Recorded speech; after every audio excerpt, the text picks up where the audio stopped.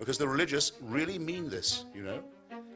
They are not just joking. They really mean to abolish everything you care about, and they want to take away everything you love, and to destroy everything you have, to replace it with a Stone Age ideology derived from the desert of Palestine in a very bad time in human history. Now, just because they were there first, they think they own everything, they think they have the right to tell you what you can think, who you can sleep with, what you can eat, what you can read, and they claim the right to make you afraid, even to read, in the United States of America, this year. So I don't want to hear from anybody that my book says, well, don't judge religion by its extremes, okay?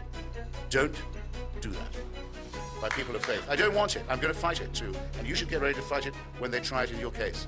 Don't allow this. Putting the word faith in front of something is no excuse for barbarism and cruelty and ignorance and stupidity. Just as putting the word reverend in front of a stupid name like Falwell or Sharpton doesn't mean you should be on MSNBC. For example, you, as a very, very serious Roman Catholic, must look at me and think, if you're true to your faith, I can't watch this go on any longer. I don't want Christopher to go to hell. It's not right to do it. I have a responsibility to prevent him, to exert my best efforts to stop this from happening. I can see him doing it. It's like watching a friend become a hopeless alcoholic or a drug addict or a serial killer. I must intervene. I may not watch this. I must do my best. And I know that you ought to be thinking that, and it makes me very nervous. But just as I was debating with a Calvinist in Georgia the other day, I said, well, look, do you, since you say you're Baptist, do you affirm John Calvin's teachings on hell and predestination, or do you not? And if you do not, because I know Southern hospitality often inhibits people from telling guests that they're going to hell on the first night of their stay in there. Trying to make it easy for him. Not if you're Catholic. But if you don't think so, could I know on what authority you don't do this? On what authority do you disagree, as well as on what authority you do? So, when, for example, now moving to the vulgar side of your church, the only Catholic who almost every secular person I know admires, or used to admire, Mother Teresa, the so-called Mother Teresa of Calcutta, journeys to the country that I know matters most to you, Ireland, to say no one in Ireland should be allowed to be divorced. I've arrived in Dublin, a town of which I know nothing, capital of a country about which I know nothing, to support the view of those who say that there can be no change in the Irish Constitution. Sorry, the Irish Constitution, which forbids divorce. We don't just forbid it for Catholics, we forbid it for everybody. And it's praised by everyone. Finally, Mother Teresa's come to aid us in the argument. Right. And while she's there, takes the opportunity to say that not only should Irish people not be allowed abortions, but nor should they be allowed contraception. She's not saying, I have a great relationship with Jesus, and I have a wonderful church and a wonderful faith, and it makes me happy. She's saying, it better make you happy too, because whether you agree with it or not, we're going to impose it on you. Now that distinction must clearly be apparent to everybody here. The same is true of our Muslim brothers and sisters. They say, you may not know it yet, but our prophet had the last revelation, the only one. Right, the final one. There's always a final revelation. Ultimate one. Yeah. Your revelations were not bad. We agree with you about the virgin birth. We agree with you about various of the more horrible Mosaic prohibitions. You notice that Islam plagiarizes from Judaism and Christianity only the most horrible bits and leaves out the Greek stuff. It does. But they do all that. They say, well, we even think you're people of the book. They tolerate you, in other words. They say, we tolerate you. I'm not going to be tolerated by these people. They say, but we've got something last and final, ultimate. You only need this one book. If you only get round to believing in it, you would be happy. But we can't be happy until you do. Now, I'm very sorry. I'm extremely sorry to say this, and I'll put it as mildly as I can, but I decline to be spoken to in that tone of voice by anybody. I hope that's plain. Fair enough. I hope that's absolutely plain. I won't be talked to like that. I'm not going to be tolerated by the admirers of an illiterate Middle Eastern peasantry. No, I see that. I think we'd be better off outgrowing it. We've all, this is also a bit of, if I may say, the method of this book, which I enjoy immensely. By the way, I do agree with Shalom Aleichem that in the shtetl there were only two people who were really serious about God. One was the rabbi, and the other was the village atheist. Everybody else was just sort of going along. Now, No, but wait, I have to do this now. You've done Go right ahead. The third was the guy, it's mentioned in a great story by Irving Howe, which I think he borrowed from Isaac Singer, the man who stands on the wall of the shtetl. I think it's the town of Helm. And when the visitors come, he's always standing on the city wall looking out over the plains. And they ask him, well, what are you doing there, just standing there? And he said, no, I'm not just standing here. They pay me to stand here. Well, what do they pay you to do, standing there? Well, they pay me to watch out for the Messiah. And to tell and ring this bell when he's coming. And they say, so what's it like? He said, well, steady work. That's true enough. That's true enough. It's man-made, ladies. It's man-made, yes, and constructed in much the same clever way that this argument is constructed, because we've slid from the debatable point to the inarguable ones. And the debatable, but I want to circle back to that debatable point, because we have experience to draw on. You and I have been friends for how many years? Well, I remember very distinctly when I first met you, which would have to be 83. 83. So we're getting on for a quarter of a century. Or a quarter of a century. Of doing this. And we even did a film together on religion. Mr. Rutten and I circled Los Angeles interviewing everyone from Lubavitcher rabbis to New Age mavens to Wiccans and Satanists. And the people who worship the atomic bomb. Remember them? Yes, I remember they bomb. were the followers of a deranged Polish I countess. remember the bomb worshippers, but then eschatology is one of my big worries, especially now, because all religion, in a sense, has to hope for the end of days. Right. Does hope for it. But Christopher, secretly or openly, wants this to be over. It's one of the things I don't like, I have to say. Well, of course, yeah. But They can, I don't mind if they go, but I don't want them taking me with them. Rapture yourself, big boy. But Christopher, in all this time, have I ever made a single proselytizing remark to you? No, you have not, but and it wouldn't be your style. But that's why I took you up, perhaps preemptively, on your very serious and devout Catholicism. In that, I think it could perhaps only have been good manners. No, I don't mean to mock. I don't mean to say a thing. What about just respect for another person's conscience? Indeed, but you ought to have said to me, look, Christopher, at least in your own, within what I understand to be your own lights, and you could very well contradict me now, and I'd have to accept your negation. But it seems to me, from what I've read of your doctrine, that you ought not to be watching me without trying to save me. A word from you would have impressed me, by the way, if you'd said, look, Christopher, that was fun. We had a great evening. Most of our friends are secularists. We all know the jokes that we can make. But do you mind if I just detain you for a minute before you go home? Are you sure? Are you sure I can't help you to save yourself? But that would be profoundly disrespectful. No, I wouldn't have minded in the least. Yes, it would. Someone might ask you a question, and you would be available in response. But I think this undercuts this notion that and it's one of the threads that runs through this book, is the necessity of making valid arguments in this absolutist way. And I wonder, is it necessary to state these propositions quite so absolutely to find any use in them? To say that some forms of religious expression are destructive, just in the same way. I mean, look, there are some religious systems and sets of religious beliefs, like some people, who are no damn good. But that's not the tenor. That's not the tenor of the argument you've advanced here. So here's the question.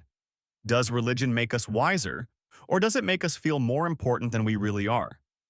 Comment your thoughts below. And before you go, make sure to like this video, subscribe, and turn on notifications for more commentary and debate breakdowns. No, I mean, I'm only a poorly evolved mammal, half a chromosome away from a chimpanzee. Or the pig, as you point out. Or indeed able to take a heart valve from a pig, and may possibly soon be in need of same. Or a skin graft, which would negate quite a lot of religion right there, by the way. Kosher I'm not, okay? And I think religion shows every sign of having been invented by a species that is half a chromosome away from a chimpanzee.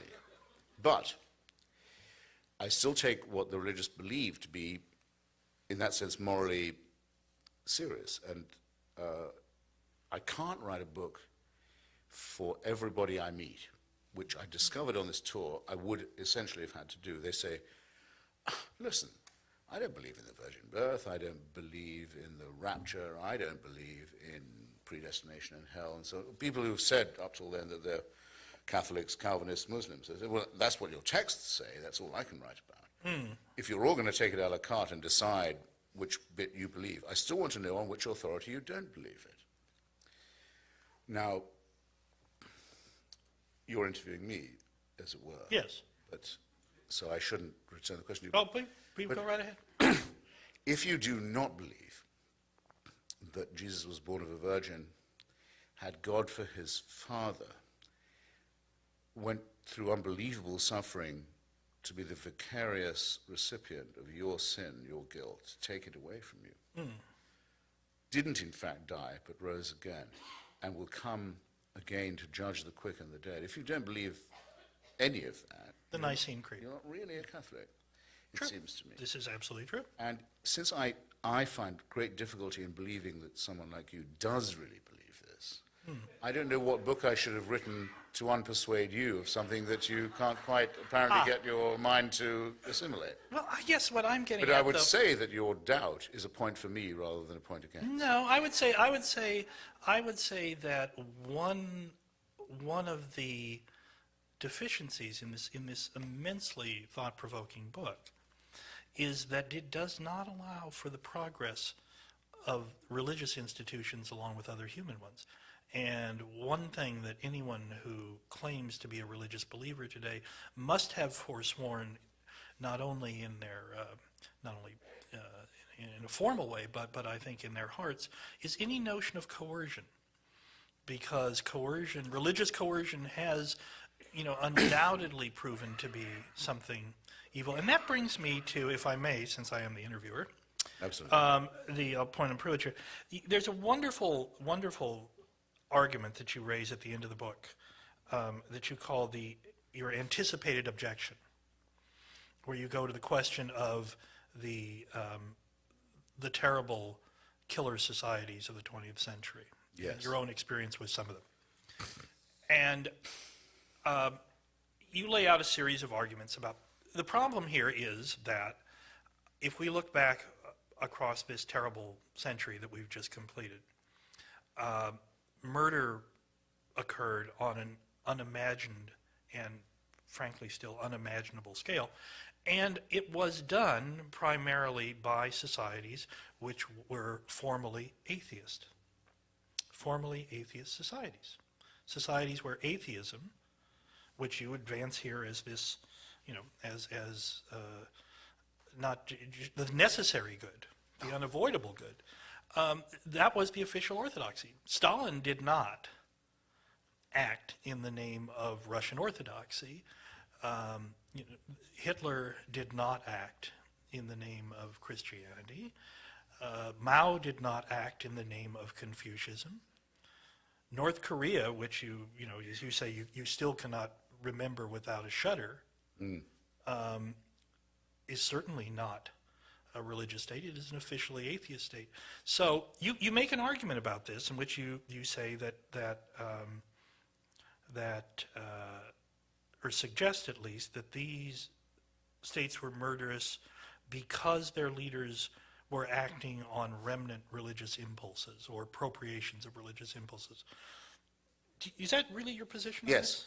it is. I mean, Is that a fair summary of yeah, no, it is also, by the way, a very good summary of my of my case, though, just to tease people and make them buy the book, where I have a whole chapter on this, available fine bookstores everywhere. And everything. It's a very fine chapter. You don't. And I've now, because of course this question comes up at every stop, I would now be able to write that chapter. That's the great thing about writing a book, by the way. You come into contact with the people and the arguments you should have met before you wrote it. But that's a common experience of authorship, if that's not too postmodern an observation. I was still hew to what I say in it. It's not possible to say of fascism, which is the movement that invents the term totalitarian, that it's secular. It's just not possible to say so. I mean, of Mussolini, Franco, Salazar, the Ustasha, you know this very well because your church has been Slovakia. Yeah, Slovakia, where yes. the head of the Nazi puppet state was actually a man in holy orders. That's right, Tiso. Your father, your Holy Father and your church has been through agony about, can't still seem to apologize quite in the right tone about that fact and its implications. So that, I think, excuses the secularists, not for everything, but doesn't implicate them, of German National Socialism. Wait a minute.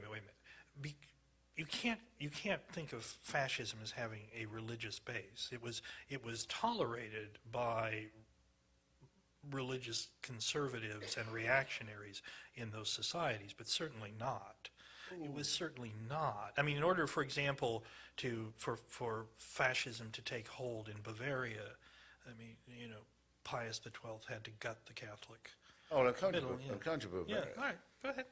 Because we haven't moved the German National Socialism, but not to be willing to concede, as at least the Church has been, that in Spain and Portugal and Italy and so on, it was essentially empowered by a concordat with the Vatican. I think you would not deny. German National Socialism is a somewhat different thing, because though it draws upon Protestant as well as Catholic Christianity and anti-communism, and I think above all anti-Semitism, and prayers were said, it is a fact, by the bishops of Germany every year in April, on Hitler's birthday, on the instruction of the Vatican. You can't say that that's a Catholic movement because they wanted to replace Christianity with German paganism and Nordic myths combined with ethnic blood legends and all kinds of ghastly nonsense. But still, you can't call that secular, by the way. It's still mythology and blood worship, and Odin is no better than any of these other imaginary figures. But it had a hatred for Christianity, I will say that, and it did also arouse some, which it didn't elsewhere so much, some very, very brave and distinguished and famous Christian opponents who paid for it with their lives and seem to have been glad to do so. Since we're going to single out The atheist dictator argument sounds strong until you look closer. Fascism was not clean secular reason. It often wrapped itself in myth, blood, destiny, and religious cooperation. Mussolini signed the Lateran Treaty with the Vatican in 1929, making Catholicism Italy's state religion. Slovakia's Nazi-allied president, Joseph Tiso, was a Roman Catholic priest. Germany had church leaders who compromised, collaborated, or stayed silent while the regime grew. The point is simple. Mass murder does not become atheist because a dictator dislikes church competition. Totalitarianism works like religion when it demands worship, obedience, sacred symbols, and unquestioned authority. Pius XII for his dereliction. We'd probably have to cite Pius XI for Mitbrunner Sonnegan. Yeah, but it's kind of amazing that the anti-Nazi Pope dies in 1939 and the pro-Nazi Pope is appointed by God in 1940. That seems like a lot to expect of the Vicar of Christ. I mean, it's a lot to believe if you are a Catholic. And so it's not, I would not say National Socialism was secular in any sense at all, let alone atheist. And then remember of the third pillar of the Axis powers, the terrifying dictatorship of Hirohito. It's held in power by two considerations. One, its leader is not godly, but is a god. Is himself a god, yes? And its ideology is Zen Buddhism, which is the training of its soldiers. This was Shinto, not Zen. No, Zen too. Brian Victoria's book, which I mentioned in my book, Zen at War, absolutely confirms it. Zen discipline was the order of the day in the Japanese Imperial Army. Shinto too, I think it's actually more Shinto that trained the kamikaze idea, but Zen as well. And the leader is himself a god. That's not a secular state by any means. By the way, I don't know if this is true because I haven't checked, but it comes from a good source. Some of you may know Michael Krasny, who does this brilliant show, and interviewed me the other day in San Francisco, home of the American Buddhist. Said, had I followed the genocide trials in Cambodia, and I said, you know what, I've been busy, I haven't been doing this. I probably should have done, I used to. Civil society has recovered in Cambodia to the extent that it looks as if the Khmer Rouge criminals are going to be tried for genocide now. Right. The Buddhist party in Cambodia doesn't want it. It says, why do this? All those people who were killed had committed sins in previous lives. This is a mental surrender, and a moral one too. This kind of contemplative nonsense, turn off the mind and you'll have bliss, has ghastly consequences. The sleep of reason brings forth monsters. That's Buddhism. That's Buddhism, the resort that everyone goes to when they've exhausted monotheism. Right. I think it's a fair point. It's a fair point. But well, I haven't got to Stalin yet, by the way. It leaves aside the fact that the killer, upon whom they're commenting or making this moral surrender, was in fact an atheist. No.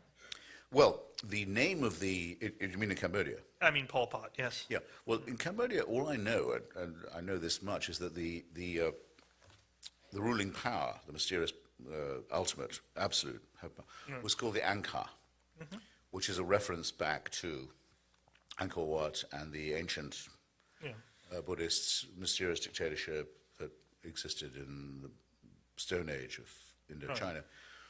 And you'll find, if you look into it, that the current extremely repellent dictatorship in Burma is also the great builder of Buddhist temples and the great mass producer of Buddhist statues and rules in the name of Buddhism, as did Lon Nol's original army in Cambodia that was the agent of the United States invasion of the country, and defender and profiteer from it. So I'm not so sure that I'm not so sure that if you change your climate from east to west that you escape human irrationality or civility. It seems to me that it follows you wherever you go, as long as you're willing to surrender your mind and to put your trust in faith. I think the outcomes there are always the same. Sleep of reason will bring forth monsters. I may not know much, but I think I know that much. I think that's quite correct, but it doesn't get around the fact that Pol Pot and the Khmer Rouge were an officially atheist party. Well, I'm not sure, you see, if they were. I think they had Buddhist, a sort of ancient ethnic, pseudo-confessional, mystical nationalism to them. And I haven't answered your question about Stalin yet, and because I've babbled a bit, I ought to. I don't want anyone to think I've dodged it. Well, put it like this, with communism, which is unlike fascism and National Socialism, officially materialistic. You're Joseph Stalin. It's 1917 in Russia. Millions of Russians have been told for hundreds of years that the head of the Russian government is something more than a human being. Not a god. It's not as bad as Japan. And not quite a pope either, but he's the Tsar is the head of the Russian Orthodox Church. He stands between heaven and earth. A bit more like the Middle Kingdom.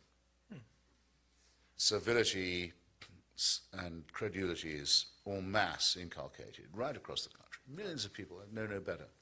If you're Joseph Stalin, who, by the way, this is an opportunist point of mine, but I have to mention it, was a long-time seminary student, had rehearsed to be a priest.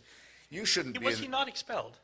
I think he may have just cleared out, but I think he one was way or expelled, another. yeah. But you shouldn't be, if you're Joseph Stalin, you shouldn't be in the dictatorship business if you can't exploit a great pool of credulity and servility like that. There you have it. It's waiting. All you need to do is say, I'm the new Tsar. And what happens? A new inquisition, a heresy hunt. show trials. The traitors are among us. The heretics are here, trying to poison the wells. Miracles. Lysenko, our great new biologist, has shown how we can grow 25-foot wide tomatoes that will feed an entire family. Stakhanovite saints.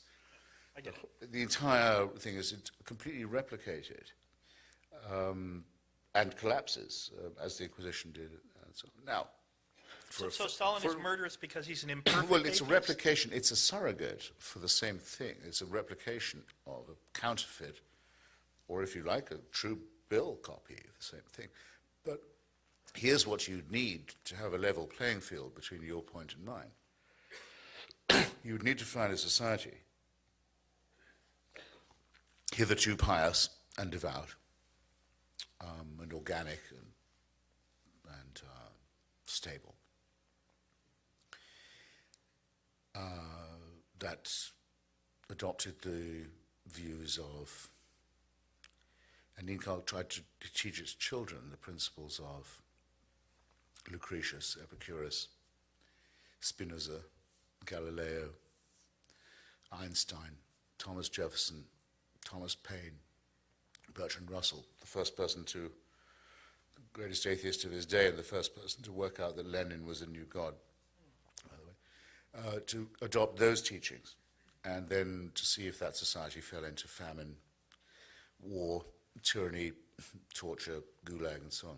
That would be the fair test, and that test is yet to come. But I believe myself that we can recover the lost connection, the one that monotheism severed between Athens and Jerusalem.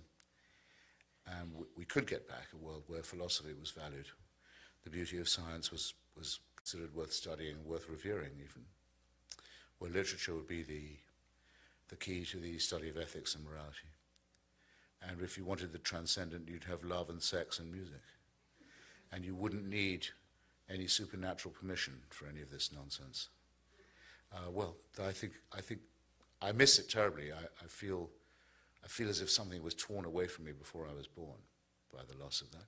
But we're smart enough to get it back. If only we will leave behind the hideous nonsense of the holy books and the vile preachments of those who want the world to come to an end. Well, I'm for that. I'm for that. When people blame atheism for 20th century dictatorships, they skip the real pattern. Blind obedience. Imperial Japan did not run on secular reason. State Shinto treated the emperor as sacred, and Britannica describes state Shinto as Japan's nationalistic official religion from 1868 through World War II. North Korea works the same way through a leader cult, propaganda, sacred symbols, and total loyalty to the ruling family. Britannica notes that Yuchi helped the Kim dynasty rule through a personality cult and constant indoctrination. So the danger is not disbelief in God. The danger is surrendering your mind to any system that demands worship. Good. Let's see. On the other hand, has there been such a place?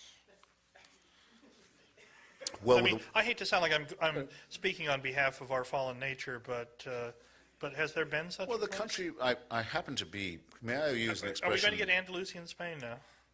May I just say something that Yes, please. I hope it Please, doesn't seem please. too populist, but an expression I've been waiting for a long time to employ. Not to you so much, but to you too, but to the audience. My fellow Americans. Yeah, I've been wanting it a long time to say this. I took my oath of citizenship last month on the 13th of April, which is my birthday and also Mr. Jefferson's birthday. I'm his biographer at his memorial in Washington, D.C. by the Tidal Basin, just before the cherry blossoms were blown away by the next breeze. And I was able to take my oath and say that I specifically wanted to take it to the only constitution ever in human history that doesn't mention God, and doesn't mention religion except to separate it from politics. Right. And to the preamble to the Declaration, which mentions only a creator but no intervening God. no personal God, no intervening one. And to say how extraordinary it is that most Americans, born to this right and this beauty, don't appreciate it because it comes to them as a birthright. And the Virginia Statute on Religious Freedom, the basis of our fantastic First Amendment, means a huge amount to me. No tithe can be paid by any American to any church. The government has no right to tell anyone how or where or in which way to worship at all. And that in response to the petitioners of Danbury, Connecticut, the president wrote back to them and said there will be always a wall of separation to protect your rights and your freedoms. So I have a new slogan. Mr. Jefferson, build up that wall.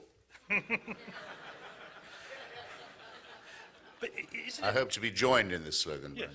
Well, actually, I join you in that slogan because I think one of the curious things about and remarkable things about Jefferson's genius and one of its unintended consequences is that religion, as in all its variations, has flourished behind that wall here in the United States as it has nowhere else. That religion severed from state support and from the notion of the official church has flourished here. Tocqueville was right, as are you. Yeah. If it's a voluntary association, it can be very pluralistic. After all, you do know, so you don't you say? Because you know, but I wonder if anyone here knows. Who were the Baptists of Danbury, Connecticut writing about to the president? Who were they afraid of? Who did they think was going to persecute them? Why did they want a wall? The Congregationalists of Danbury, Connecticut. Vicious congregations. That's who they were afraid of. Vicious bands of roving congregations. Who was killing the Quakers in Pennsylvania? The Presbyterians of Pennsylvania. In Maryland, at the time of before the Constitutional Convention, you could only be in office if you were a Catholic. In New York, you couldn't be in office if you were a Catholic. Right? In Georgia, you had to say you were a Protestant, whatever that meant. In Rhode Island, you could not be a Jew and hold office. In Connecticut, you could be a Jew and hold office, but you couldn't be a Catholic and hold office. It was going to be religious chaos on the European scale. Unbelievably, we had the Philadelphia Enlightenment that said, no, we don't have to go through this again. The United States will be different about this. We won't allow it. There will be no such test. There will be no such. People should know only how lucky they are. I think it's of the absolutely first importance to defend it. Yeah, Christopher, let me ask you this, in all seriousness. This is a profoundly post 9/11 book. Yes. You wrote this book, I think, because of what occurred on 9/11 and because of the struggle that we now confront with fundamentalist jihadist Islam, or if you've called it Islamofascism. Yes. Okay. Is it possible that in making the argument there and in trying and in giving that argument as much breadth as possible, you've overlooked the virtues of religious pluralism in a country that enforces, albeit imperfectly and with continual struggle, separation of church and state? It's as if this book, for all of your admiration of Jefferson, sometimes behaves as if that wall did not exist here, that it had never been made to work anywhere. Is it all conceivable? There is a problem with having said as I did that religious pluralism is a great thing in itself, and can only be guaranteed by a secular state. The point the religious just keep on not getting. You see, if only this state was all Baptist, we'd be fine. They want to teach creation in school. They say, all right, I'll teach you the Hindu creation myth to your children. And now are you happy? They say, no, I'm sure not. I say, well, you asked for it. Now you've got it. There is a problem of that kind, which is reverse ecumenicism. I'll tell you what I mean by that, apparently arcane statement. I'm sure everyone here remembers the assault on the tiny European democracy of Denmark last year. Why was the Danish economy subjected to a campaign of international sabotage backed by not just movements but states? Why were its embassies burned down in countries where demonstrations are not normally allowed?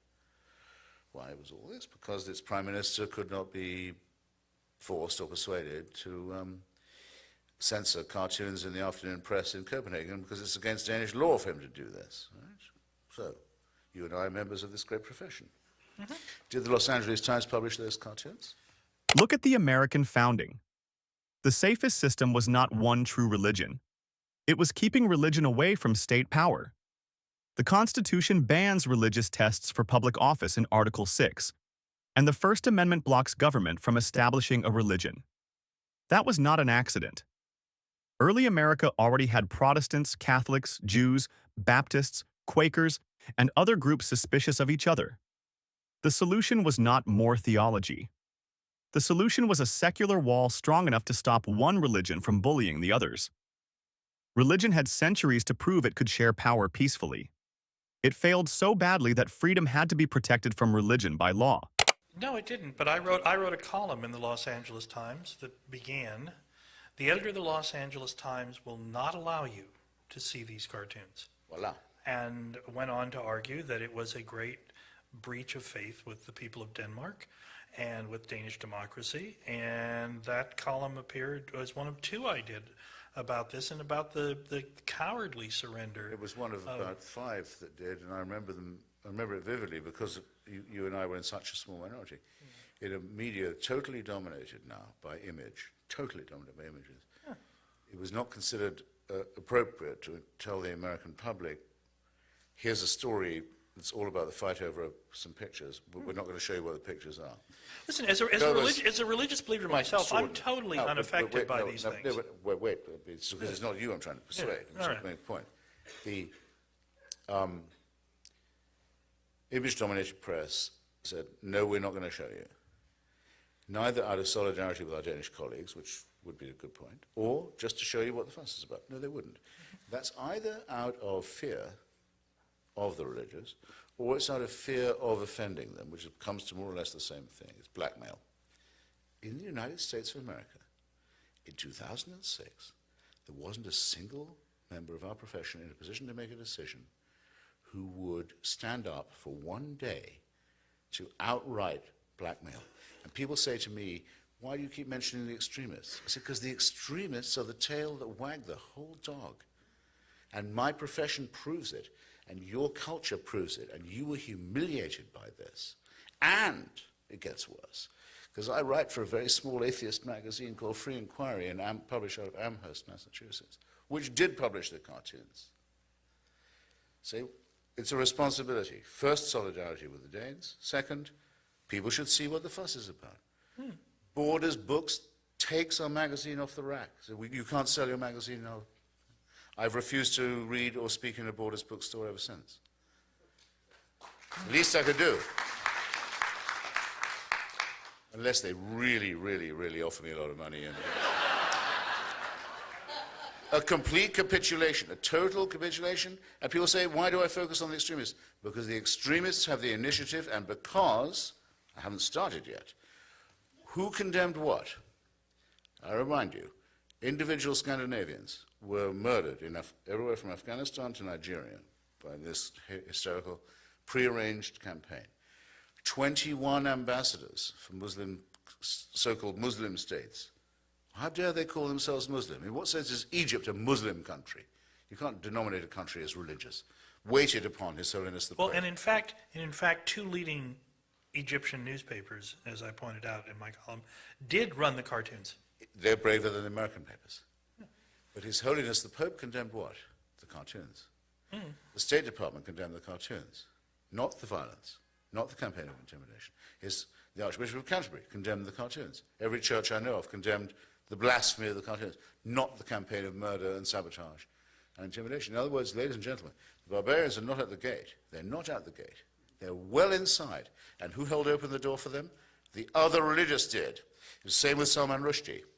When the Ayatollah Khomeini offered money, publicly, in his own name, without shame, for suborning of murder of a novelist who wasn't an Iranian, who lived in England.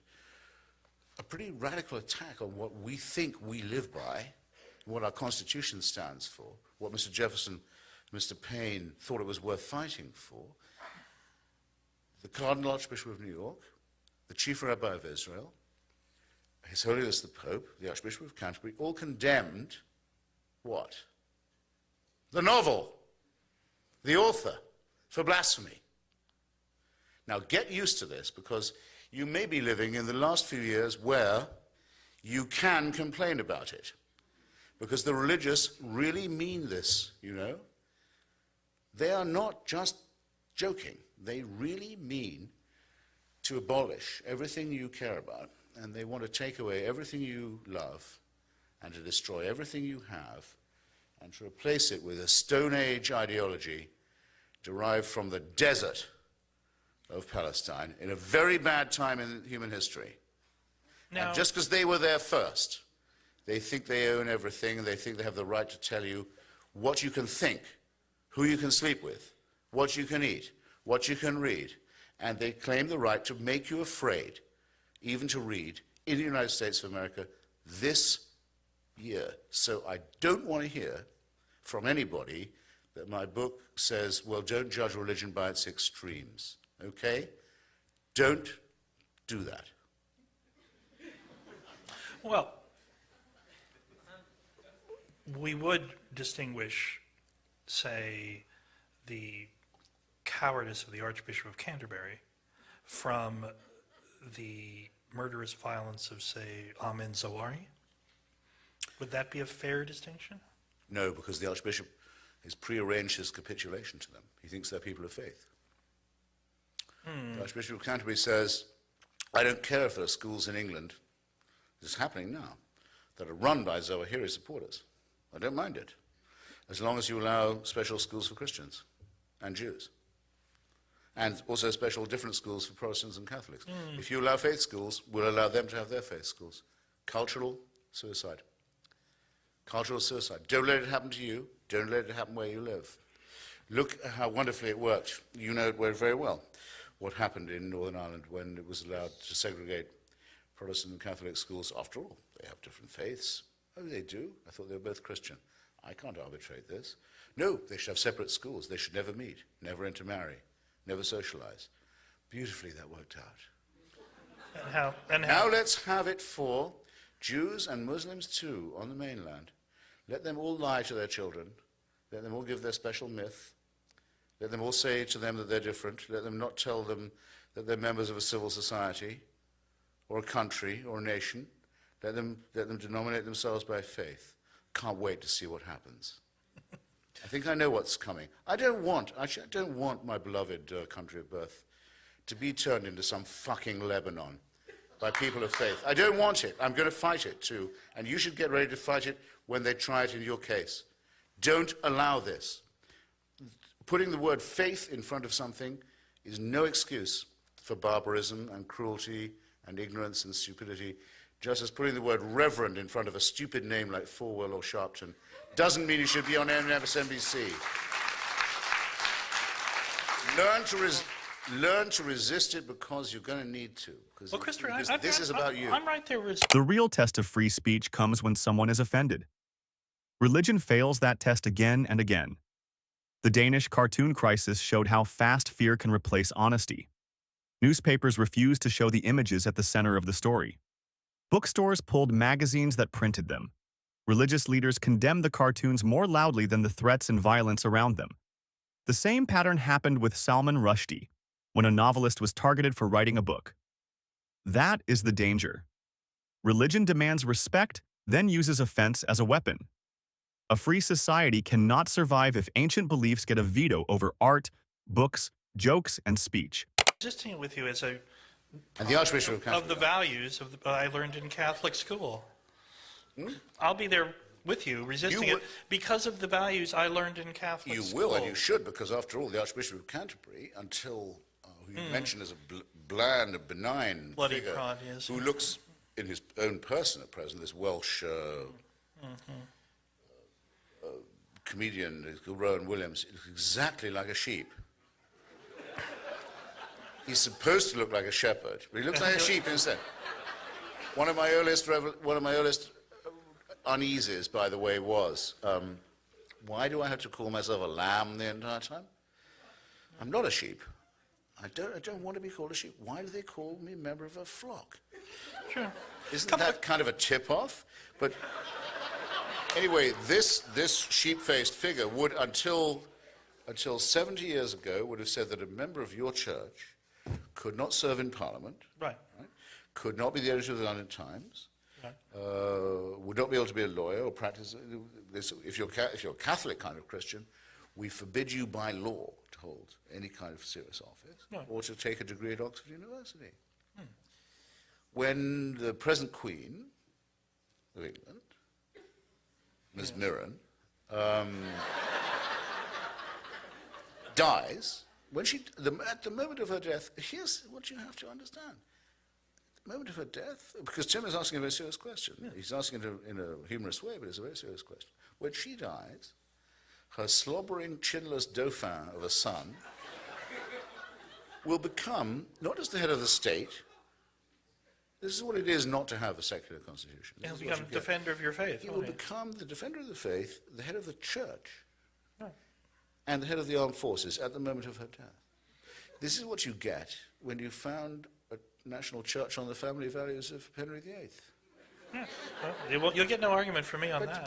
But it's considered by us to be. I'm no longer.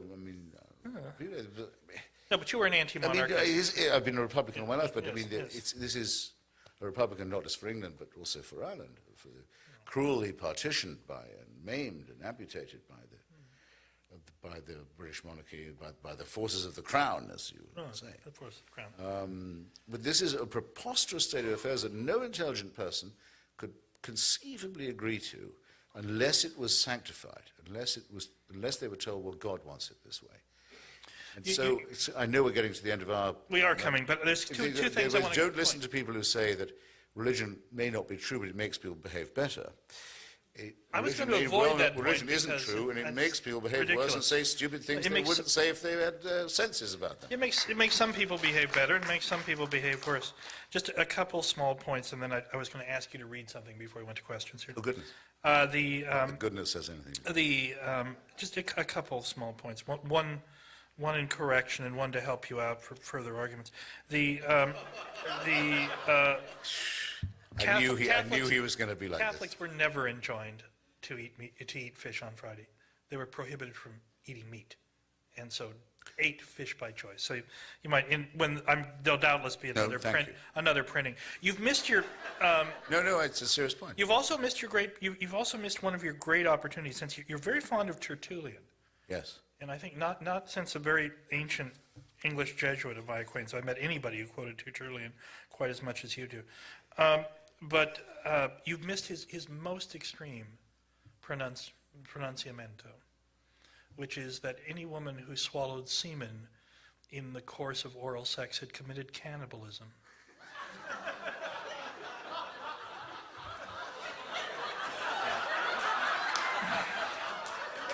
And I find it shocking that you've missed this point. I mean, it's so good. And Tertullian is, for those of you who've been spared the lectures of their right to life movement cousins, as I have not, you would find Tertullian comes up a lot in their arguments. But he is a remarkably, like a lot of these guys, a remarkably unreliable guide to sexual ethics, I think, or at least I hope so. In any event, this is a. How did he know? No, never mind. No. Oh, you also get Aquinas just a bit wrong. About? Yeah, but I always want to know, what were they thinking about when they wrote this? It's always good to know what they're thinking about. They were thinking about the most extreme examples they could make in support of their arguments. Well, sort of what we're talking about here tonight. But Aquinas did say Aquinas did say and believe that the whole human was contained in every sperm. He thought the woman was only the bearer. No, that's not quite right. What he said was, actually, Aquinas is quite interesting on this question, because he believed in a process called ensoulment, and that he believed, in fact, that abortion was licit until the child quickened in the womb, at which point ensoulment had occurred. Now, he did believe that male children quickened at 3 months and female children at 6. But that's another kind of who problem. Who doesn't know that? Yeah, who doesn't know that? But what's interesting about all this, and it comes to what I'm going to ask you to read, is that Aquinas got his biology from a source at the very heart of the moral reasoning project that you now recommend. Aquinas didn't get his biology from his colleague Zigerou Brabant at the University of Paris. He didn't get it from Albertus Magnus. He got it from Aristotle. Whole, by way of somebody you and I both admire, Averroes. Something to ponder. Anyway, I wonder if you'd read this passage and maybe maybe say anything about the previous. Go right ahead. No, actually, because we're trespassing on their time. Yes. I would simply say Aquinas did believe that there was a whole person inside each sperm, but at least in potentia. In potentia, yes, but not actual because no soul. And Alistair McGrath, who the Christians seem to now, at least the Protestants, believe is their champion, who I'm going to debate from Oxford in a few months, says that Tertullian did not say credo quia absurdum. He never actually said that. No. He said, borrowing from Aristotle, that there are some cases where the extreme improbability of a story makes it more likely that it's true. Mm-hmm. Well, these are as I began by saying, this is not wonderful about writing a book and going out and discussing it is you refine your argument and you hope to refine others. But is that not argument from us? That's from Aristotle. That's from the Poetics. Yes, but I don't think that finally that anything that they got back from the Greeks was just returned to them. I mean, it had to come back by enormously sinuous routes from Andalusia and Baghdad. Yeah, you are to Peter Abelard, where they had for so long denied themselves the possibility that there could have been the Nicomachean ethics or any other discussions of morals before Jesus Christ. How could it be that there could be any ethical knowledge? Do you remember Erasmus's great remark upon reading Socrates for the first time? When Erasmus read, he didn't have Greek, so when he finally read Socrates there in the High Renaissance in Latin, he read it and he wrote in his journal, "A pagan wrote this, and yet it has justice, truth, and mercy. I can hardly restrain myself from saying, Saint Socrates, pray for me." Well, that's beautifully phrased. And so this really will be my last word before we hand it over. I have a challenge that I've put on the Christianity Today website, which has been very kind in inviting me to debate and exchange every day of this trip, and with Douglas Wilson, who you probably know. And I've put it everywhere else. It's simply this. Any of my antagonists, and I can't wait to see how the challenge eventuates, has simply to do the following. They must, and this includes you, my dear, they must come up with a moral statement made or a moral action performed by a believer, it gives them a huge range of possibilities, that could not have been made or not have been performed by a non-believer. So, I'm not leaving until 9. And I won't leave while anyone can say I didn't answer a question. So that's my challenge. And thank you very much for prompting me. And by the way, thank you very much for... Here is the challenge religion never answers cleanly. Name one moral act that only a believer can do. Feed the hungry? Atheists can do that. Defend children? Atheists can do that. Tell the truth? Atheists can do that. But religion adds beliefs that reason does not need. Inherited sin, sexual guilt, holy authority, and obedience to ancient texts. Christian thinkers even built moral arguments on bad biology, like outdated ideas about reproduction and women. That matters because when a system claims eternal truth while depending on ancient science, it loses authority. Morality does not need scripture. It needs honesty, evidence, compassion, and the courage to correct bad ideas. concern ourselves with their conflict.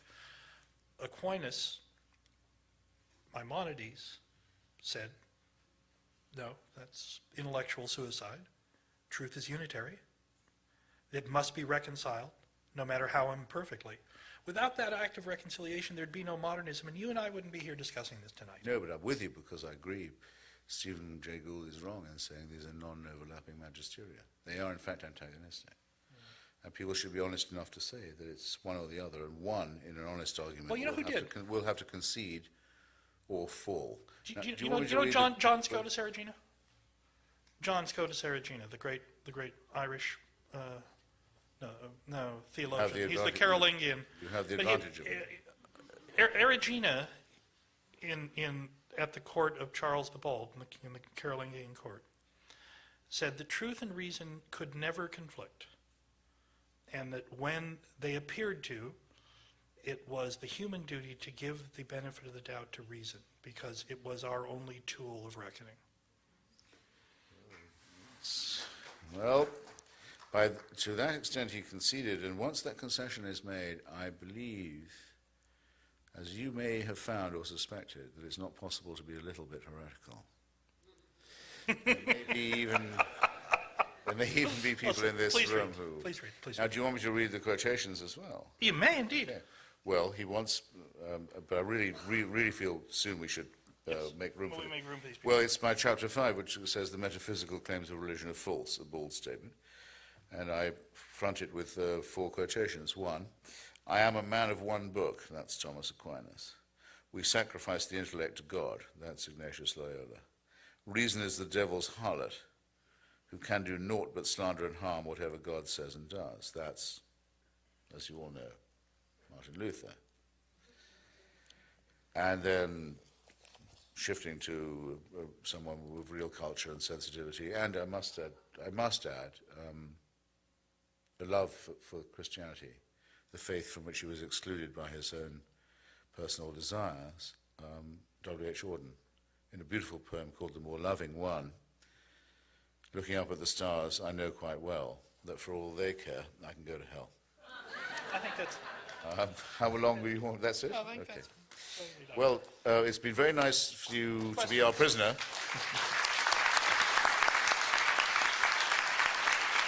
I assume that it's your anti-faith point of view that caused you to support the war in Iraq. Is there a danger in being heretically anti-religious as fanatically for religion? Well, your assumption is not radically, but very slightly mistaken. I mean, my view was that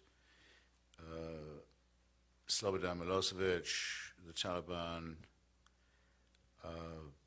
Saddam Hussein, the Rwandan genocidaire, the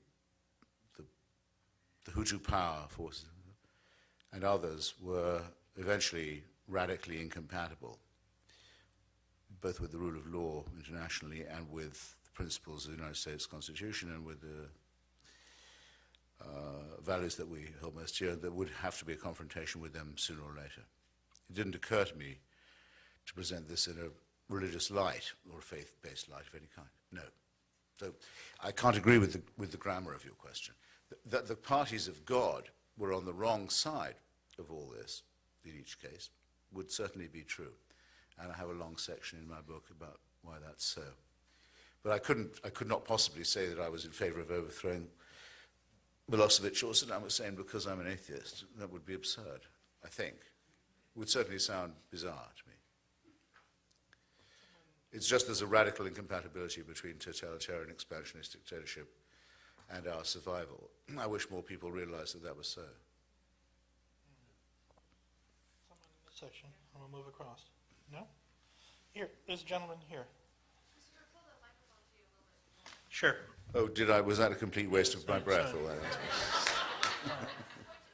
It's lovely to think that all that was wasted on the desert air.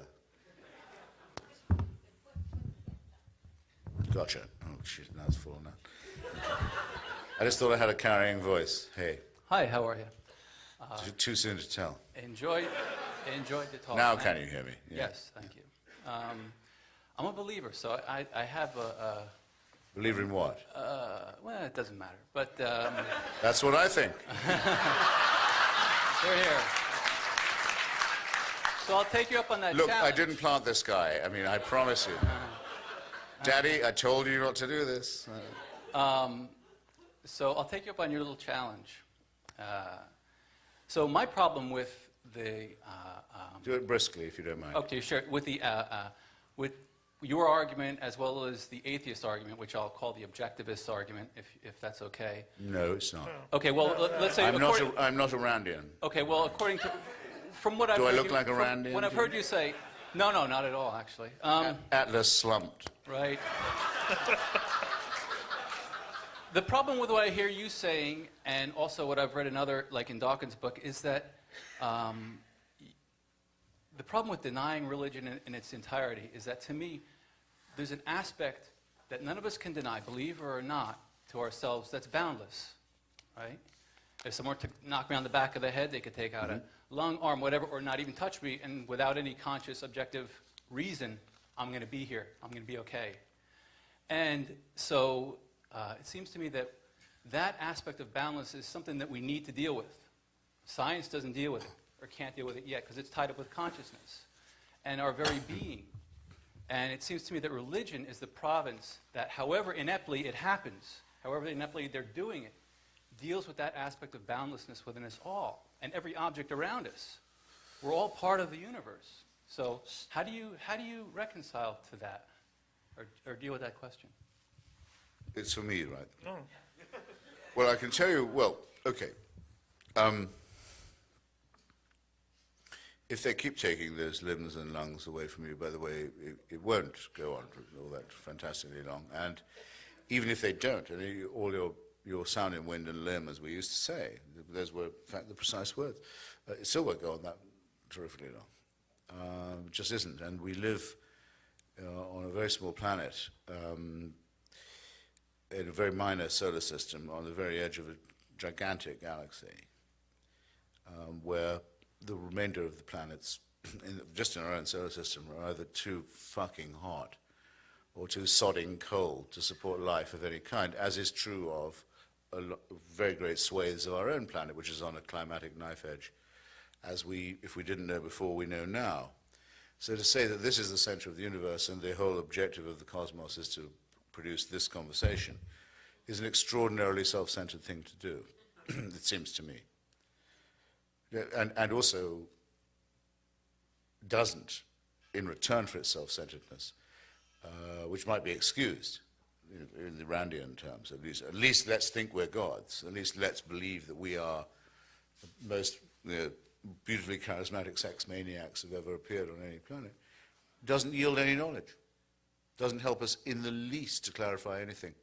No, I think we would do much better to understand our place in the cosmos. And I think if we did, we'd turn to each other with a little more respect and concern and compassion and understanding.